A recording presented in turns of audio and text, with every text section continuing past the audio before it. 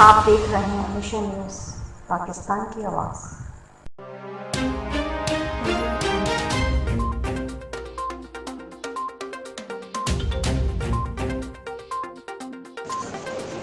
खबर शामिल करते हैं। डायरेक्टर ऑफ पंजाब वली मकसूद चिनोटी की इस रिपोर्ट में जी चनियोट डिप्टी कमिश्नर आसम जुवैद का शहर के सफाई के सूरत हाल का जायजा लेने के लिए रोज़ाना की बुनियाद पर मुख्तलिफ इलाकों का दौरा।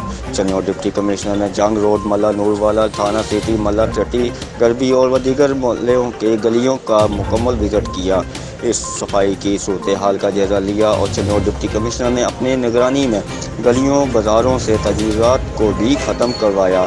चनियोट MC के अमले को हदायत जारी की कि खिलाफ वर्जी करने वालों के खिलाफ सख्त कार्रवाई अमल में लाई जाए।